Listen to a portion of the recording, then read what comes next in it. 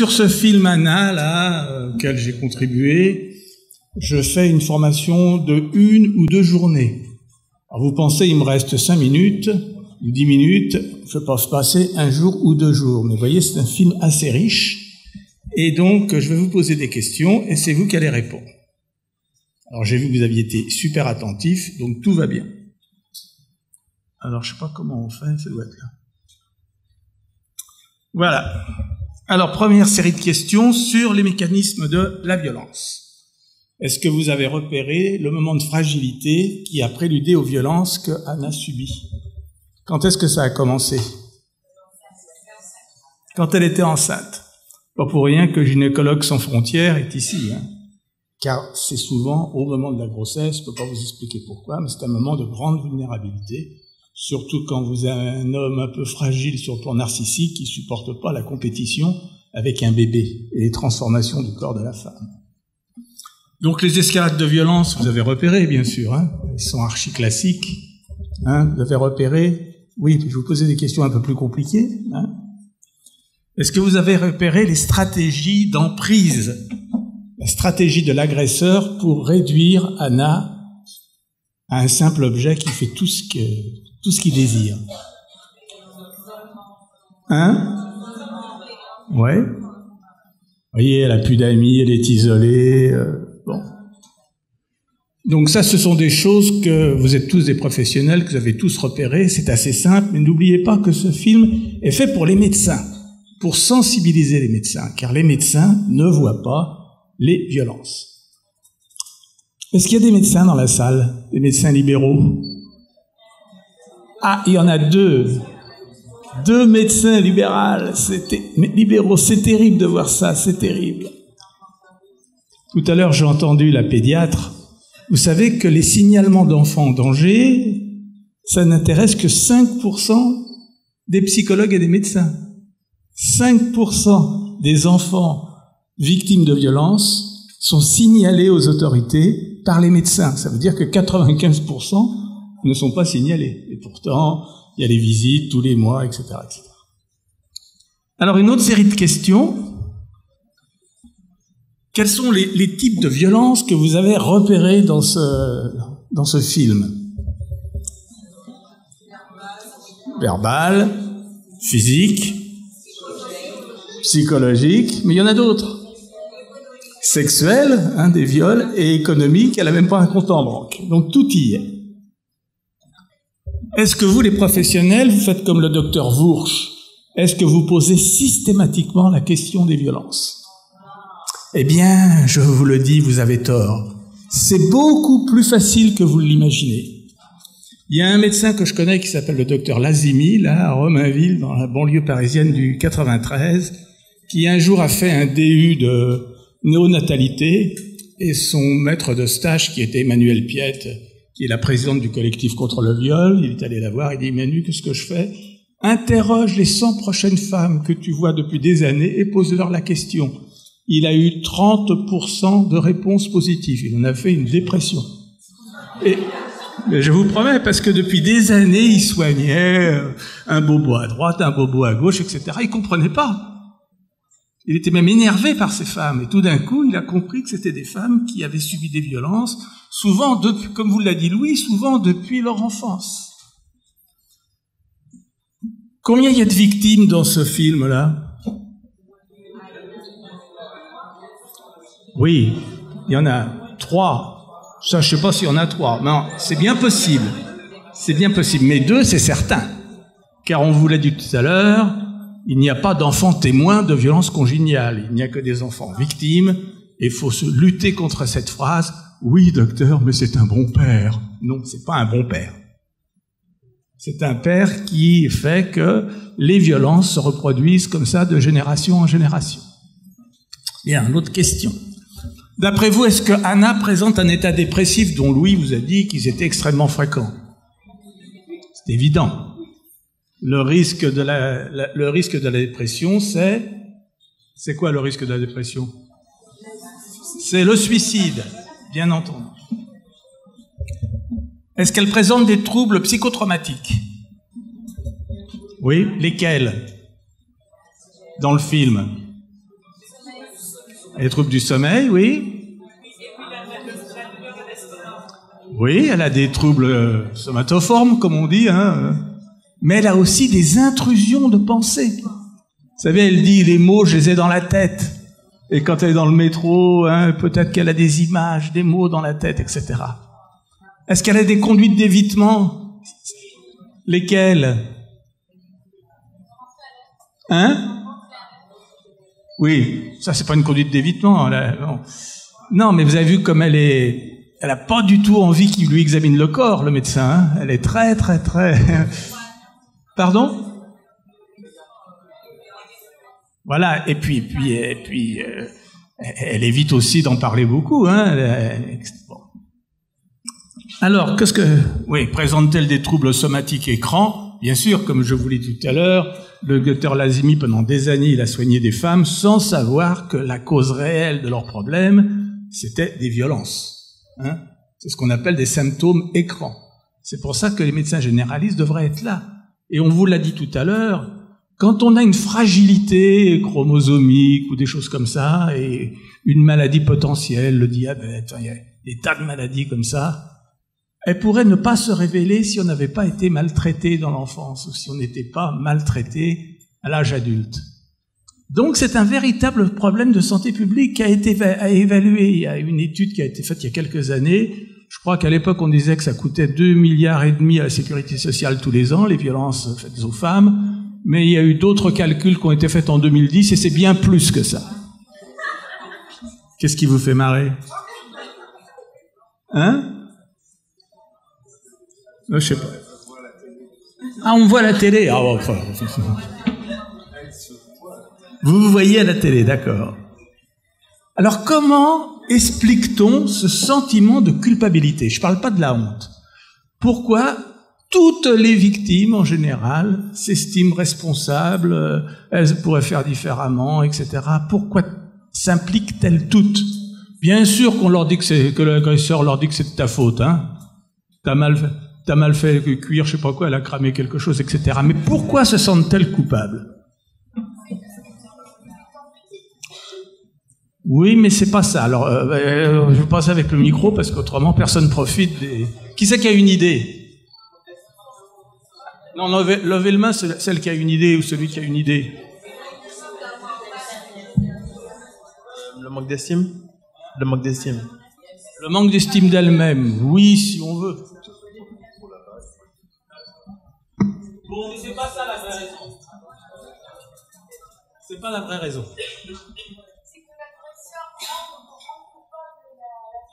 Ça, c'est la culpabilisation. C'est pas pourquoi je me sens victime. Elle a fait rentrer l'agresseur dans sa vie, c'est vrai, mais au début, c'est merveilleux. Tout le monde peut se laisser piéger au début. Vous savez, j'ai écrit un livre qui s'appelle Le vampirisme quotidien. Et les vampires ne peuvent agir que si on leur ouvre la porte. Parce qu'elles sont dans l'incompréhension et dans la manipulation. Oui, c'est vrai. C'est très vrai, mais encore. Il y a aussi cette séduction qu'a le prédateur d'être très gentil, confiant. C'est la part où il la met en confiance, et ce qui fait qu'elle ne peut pas discerner que c'est un gros loulou. C'est vrai. C'est vrai. Il y a encore quelqu'un qui veut... C'est intéressant cette histoire de culpabilité. Le manque d'estime, ça a été dit par monsieur. Hein. Parce qu'elles n'ont pas su réagir dès la première fois pour se protéger. Peut-être, mais moi je vous donne une autre explication, vous allez bien comprendre. On va prendre l'exemple du viol, parce qu'au moins celui-là il est clair. Mais quand un monsieur vous fait la cour, bah, il se demande si ça va marcher. Hein? C'est compliqué, il attend un signe positif. D'accord? Parce qu'il considère l'autre comme une personne. Si l'autre dit non, c'est non. Quand un monsieur viole une femme, est-ce qu'il lui demande son avis? Ben non. Non. Alors, elle est réduite à quoi, la femme en question? À être une chose. Et donc, pour éviter à nos propres yeux d'être une chose, on se raconte une bêtise. On se dit, oui, mais j'y ai quand même un petit peu participé, moi, en tant que personne. Parce qu'autrement, je fais rien du tout. Comme quoi la culpabilité, parfois, ça aide un peu les gens à supporter les choses parce qu'il reste une personne. Bien sûr, il faut démonter cette culpabilité.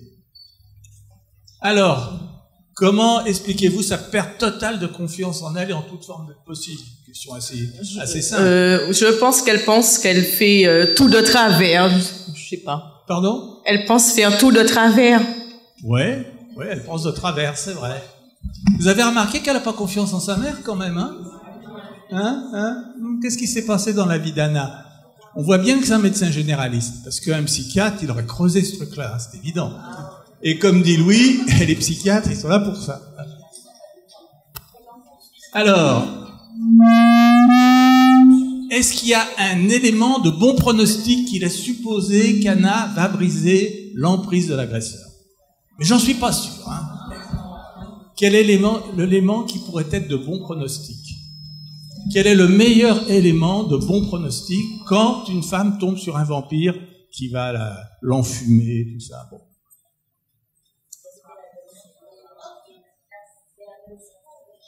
C'est qu'elle cherche du secours. Mais justement, d'habitude, elles ne cherchent pas du secours. Vous voyez? Elles n'ont aucune confiance. Qu'elles s'enfuient, c'est pas facile de s'enfuir. Qu'elle accepte de consulter, oui, mais c'est pas facile non plus. Eh bien, je vais vous le dire, et Louis vous l'a dit pourtant tout à l'heure. Louis vous l'a dit. Tout le monde ici pourrait tomber sur un vampire, ou comment on appelle une femme fatale, une vampe. Et quand vous êtes mordu, vous êtes foutu. Mais vous êtes foutu, surtout si ça se répète comme ça depuis l'enfance. Donc une femme qui est relativement bien structurée, qui a eu un bon lien d'attachement, comme disait le psychiatre, qui a eu un bon lien d'attachement, qui a une assez bonne estime d'elle dans le fond, elle va pouvoir en général s'en sortir. Une femme qui a toujours été victime depuis son enfance d'inceste, de viol, des dorlistes, de tout ce que vous voulez, eh bien celle... Ah oui, parce que je n'ai pas entendu ce mot-là, pourtant il y avait des trucs culturels tout à l'heure. En tout cas, vous voyez, cette femme-là, elle aura le plus grand mal à s'en sortir. Donc Anna, apparemment, on ne sait pas. Tout ce qu'on sait que c'est bizarre, elle n'a pas confiance en sa mère. Bizarre. Bien, dernière série de questions et on va les manger. Mais elle n'est pas inintéressante.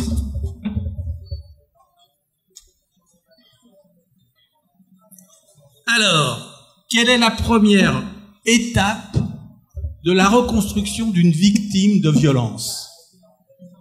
Quel est l'acte fondateur qui C'est au départ un refus. C'est dire qu'on a assez et que l'on veut que ça change. On ne sait pas comment. C'est déjà dire que maintenant j'en peux plus. Alors, il faut que ça change. Alors on peut appeler ça comment? Alors c'est le non, c'est la non-acceptation. C'est reconnaître, j'ai entendu ça, c'est la reconnaissance. Et la reconnaissance, bien sûr, ça commence par la victime elle-même. Tiens, imaginons une femme excisée, c'est la spécialité de Richard Matisse, au Mali. Est-ce qu'elle va s'estimer victime? Pas du tout. Elle va s'estimer victime si elle vient en Europe et qu'elle s'aperçoit que les femmes en Europe, elles ont un clitoris, c'est qui peut servir, paraît-il. Enfin, j'ai remarqué que ça pouvait servir. Donc, c'est la reconnaissance. Et la reconnaissance, c'est la victime elle-même, mais c'est aussi le médecin, les voisins, la famille, c'est tout le monde. Bon. Si c'est un dorlis, on est foutu. Oui, donc, je voulais aussi. Reconnaissance. Et la reconnaissance, ça doit aller jusqu'aux politiques, parce qu'on est victime que s'il y a une loi qui vous reconnaît victime. Une victime, c'est une personne qui subit un grave préjudice ou un préjudice quelconque, reconnu par une loi, un test ou un règlement. Autrement, on n'est pas victime. Et être victime, c'est donner des droits. Donc la loi, c'est fondamental. Et on doit reconnaître les choses par la loi. Et il le fait, le docteur Wursch. Il dit, vous savez qu'un rapport sexuel sous contrainte, c'est un viol. D'accord? Et non pas un abus sexuel. Parce qu'un petit abus de temps en temps, ça fait pas de mal à la santé. Surtout pour l'abuseur. Je voulais, monsieur docteur, excusez-moi, je suis en face de vous, je suis debout. Je voulais vous dire au niveau de la reconstruction, si la femme est vraiment abattue et qu'elle est épuisée, le moyen qu'on a, c'est que cette femme, si elle est enceinte ou si elle a un enfant, on peut l'aider à penser au bien-être de l'enfant qui est à côté ou de la prochaine grossesse qui va se faire, qui serait un renouveau pour elle. Et ça peut être un très bon appui pour l'entraîner à cette reconstruction. Tiens, écoutez, je vais vous donner un tuyau, parce que je le donne à toutes les associations et je suis effondré, c'est dommage que le procureur n'est pas là. Mais imaginez que Madame Durand, vous l'avez en charge dans votre association ou comme médecin depuis des années, il s'est passé des tas de choses qu'on n'a pas le temps de voir aujourd'hui, puis elle vous dit, mais oui docteur, j'ai envie de divorcer, mais je peux pas. Pourquoi Madame Durand? Qu'est-ce que vous voulez? Il faut qu'on paye, moi je travaille pas, lui il travaille, il faut payer les traites du pavillon, de la voiture, du frigo, etc. Qu'est-ce que vous lui dites à Madame Durand? Ah, une colle, vous voyez, on est dans la pratique. Qui c'est qui a une idée? Si vous n'avez pas d'idée, je réponds tout de suite. J'entends rien. Quelqu'un qui a une idée. Un instant. Un juriste. Tiens, un juriste qui aurait une idée. L'aide juridictionnelle. Non. Oui et non. Mais il y a mieux que l'aide juridictionnelle. Comment ça s'appelle des violences faites aux femmes? Ça s'appelle un délit. Ça s'appelle donc une infraction. Et quand on subit une infraction, comment on peut être indemnisé? En saisissant la commission d'indemnisation des victimes d'infraction. Et comment on peut saisir la commission des victimes d'infraction? En ayant une association avec un bon juriste qui vous aide, qui va vous orienter vers un avocat compétent, qui va vous orienter vers un psychiatre ou un médecin compétent qui va vous faire un certificat, etc., etc. Pensez à la CIVI et pensez à dire aux médecins généralistes qui sont pas là que s'ils les envoient chez un psychiatre privé, eh bien, elles ont droit à être mis à 100%. Eh oui, à 100%. Parce que les soins, d'accord, c'est gratuit chez le docteur GL. Même pas, c'est pas gratuit chez le docteur GL. Parce que l'hôpital, il prend le ticket modérateur. Or, le docteur GL, il peut pas mettre à 100% parce que c'est les médecins généralistes. Vous voyez que c'est important, la loi, de comprendre la loi, et que c'est important le diplôme qu'il va faire peut-être l'année prochaine. J'espère que ça permettrait de revenir, j'adore venir ici. Bien. Est-ce que le docteur Wursch aurait pu proposer de rédiger un certificat médical à Anna? J'ai entendu non. Oui. Et alors, qu'est-ce qu'il peut faire? Il faut un agrément spécifique. Pardon? Il faut un agrément. Et qu'est-ce qu'il peut faire le docteur Wursch avec ce certificat médical? Parce qu'il lui a dit que vous pourriez porter plainte, etc., etc. Ah, ça y est, j'ai compris. J'étais inquiet, je croyais que c'était moi qui vous faisais marrer. Bon. Eh bien, le docteur Wursch, il pourrait faire un certificat médical et le garder dans son dossier. Ça servira peut-être dans 6 mois, dans 1 an, quand elle sera prête à porter plainte, parce qu'elle n'est pas prête à porter plainte. On est bien d'accord. Quelle aurait été la durée de l'ITT? Tiens, d'abord, qui ici, à part le médecin légiste, s'il est là, je vous prie de se taire, mais même les médecins, à part Louis Gel, qui dirige un diplôme de victimologie à Paris avec moi, quand même, qui sait ce que ça veut dire ITT? Je suis prêt à parier que personne ne le sait. Ah! L'ITT, c'est l'interruption temporaire de travail. Pas du tout! Les capacités temporaires de travail? Pas du tout! Mais j'en étais sûr! Je fais le coup à chaque fois, alors. Hein? Allez, c'est quoi l'ITT? Vous voyez, vous savez pas. D'où l'importance des UMJ. D'où l'importance des médecins légistes. Et moi, j'ai travaillé pendant 25 ans.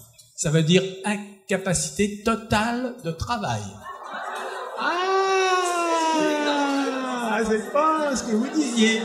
Parce que vous parliez, vous, de l'incapacité temporaire totale qui est au civil, et moi, je parle au pénal. Et alors, c'est combien de jours pour que ça soit un délit? Eh bien, dans les violences conjugales, maintenant, c'est plus 8 jours. Non, c'est fini, ça. Les violences conjugales, du moment qu'il y a violence conjugale et unité même d'un jour, c'est des délits. Si le procureur était là, il vous dirait qu'il n'a pas que ça à foutre, mais normalement, c'est comme ça. Est-ce qu'il aurait pu mentionner l'existence de viol dans son certificat médical et sous quelle forme? Il vous l'a dit tout à l'heure, l'expert, je ne sais pas s'il est là, il vous a dit, on n'est pas là pour qualifier les choses. Mais il pourrait dire, selon ses dires, Madame Fahana dit subir des rapports sexuels sous contrainte. Et ça veut dire viol. Et ça donne du poids au certificat médical, évidemment. Alors bien sûr, hein, elle va vous dire que c'est le devoir conjugal, tout ça, il va falloir du temps pour qu'elle comprenne que c'est un viol. Mais vous pouvez lui dire, Anna, un viol, c'est une pénétration sexuelle. Est-ce qu'il vous pénètre? Bah oui. Par violence, bah regardez, contrainte, bah oui. Menace, bah évidemment, hein, je fais ça pour qu'il me foute la paix. Il n'y a que la surprise qui ne manque pas. Mais la contrainte, etc., sont là, c'est vraiment un viol. Et comme vous le dira Madame Augustin, maintenant c'est marqué dans le code pénal. Le viol conjugal et la violence psychologique sont marqués dans le code pénal. Tout c'est de l'éprouver, évidemment.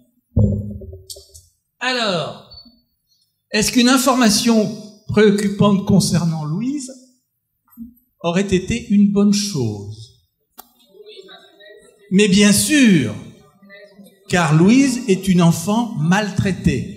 Eh bien, moi, je vous dis que ça ne se fait pratiquement jamais dans ce contexte. Et ceci est fort dommageable. Parce que parfois, moi j'ai vu, parce qu'ils ne sont pas tous des vampires, hein, vous avez parlé de vampires tout à l'heure, des fois c'est des grands immatures, et quand ils apprennent que ça peut faire du mal à l'enfant, qu'eux-mêmes, dans leur famille, il y avait de la violence, etc., certains hommes font amende honorable et essayent de s'améliorer. Pas tous, hein, mais certains. Les immatures. Hein. Donc c'est fondamental, car on vous l'a dit tout à l'heure, c'est dans l'enfance que se crée la violence. C'est dans l'enfance que se créent les toxicomanes, que se bâtissent les récidivistes. Louis, il a fait une étude quand il était à Paris. À l'Essimut, tu avais combien de grands drogués qui étaient... 80% des grands drogués du service qu'il dirigeait, il dirigeait pas que ça, mais il dirigeait aussi une Essimut, 80% des grands drogués avaient été maltraités. Je sais pas si vous avez vu l'émission sur Staline.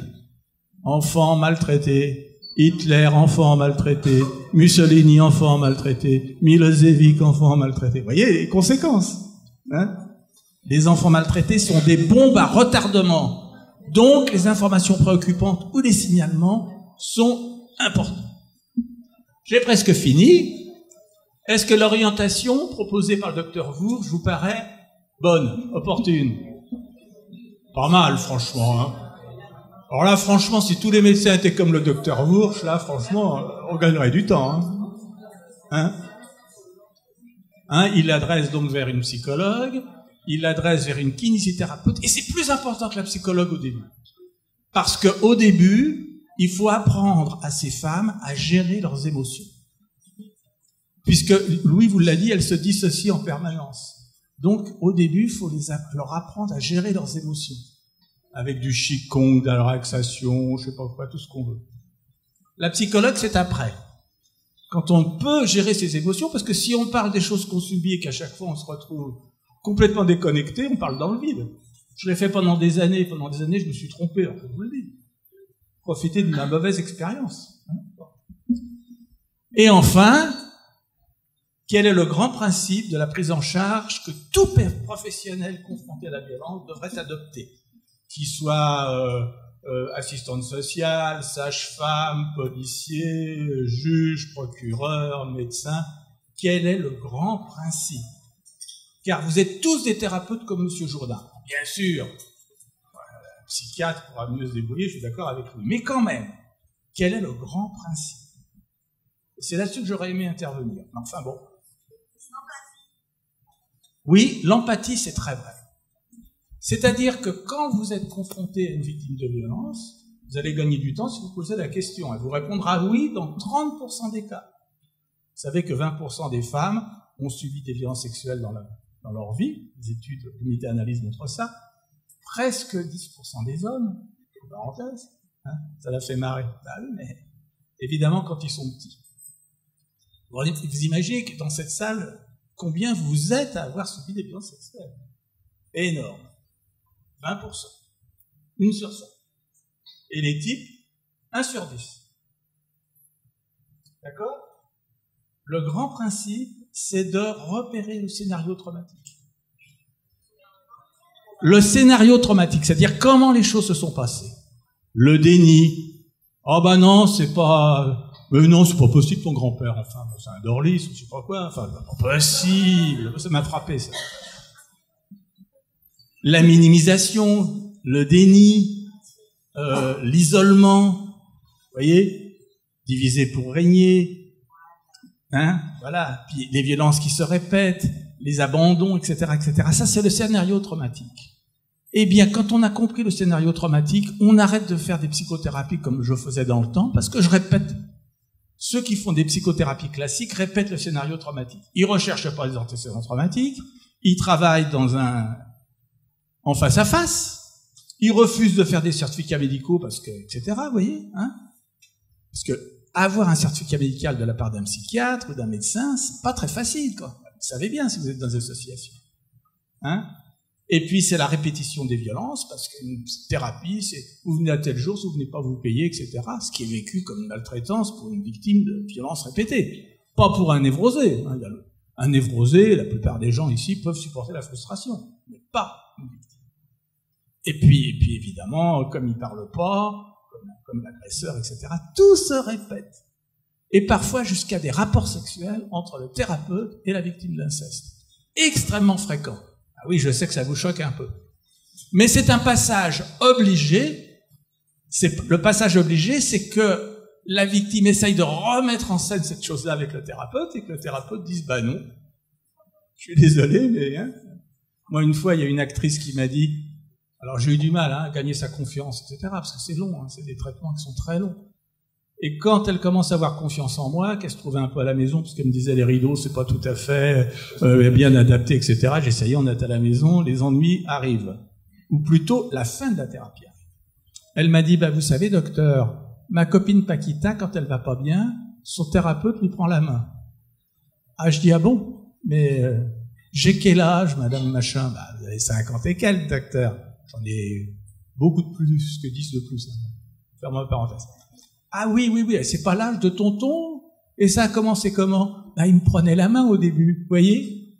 Comme on peut retomber dans le piège. Et donc, ce sont des victimes. Ces victimes-là, faut jamais les toucher, jamais les encourager, jamais rien. Alors, elles peuvent vous dire, à mon anniversaire, mais elles peuvent vous dire aussi, docteur, je suis amoureuse de vous. Et il y a des médecins qui divorcent pour épouser une victime d'inceste, ça existe. Mais oui, plus qu'on croit. Et quand c'est une femme, c'est différent. Elle va vous raconter, bah vous savez, docteur, à la fin de la thérapie, quand vous avez vraiment, elle commence à penser que vous êtes une maman acceptable, hein, elle va vous dire, bah vous savez, docteur, mon chef de service, qu'est-ce qu'il est sympathique avec moi? Alors vous, la bonne maman, vous dites, mais il a quel âge? Ah, il a 55 ans, elle en a 22. Ah oui, mais enfin, c'est pas l'âge de... Ah bah si, mais lui, il est pas pareil, vous voyez? Et donc, vous devez tout faire pour être une bonne maman jusqu'au bout. Alors parfois, elle va retomber, mais finira par revenir, etc. Donc, le bon principe, c'est vrai, c'était le mot empathie. Mais c'est surtout ne jamais répéter un aspect du scénario traumatique. Or, ces femmes-là, vous le savez comme moi, elles ont le don de nous énerver. Elles sont chiantes comme la pluie. Elles nous écoutent pas. Comme a dit Louis tout à l'heure, fait 20 fois qu'on leur a dit d'aller voir l'assistante sociale, etc., de porter plainte, et elles reviennent, etc. Les flics, ils en peuvent plus. Finalement, en faisant comme ça, elles nous testent. Elles nous testent. Et c'est quand elles nous ont suffisamment testés et qu'elles commencent à nous faire confiance que on réécrit le scénario traumatique jusqu'au bout.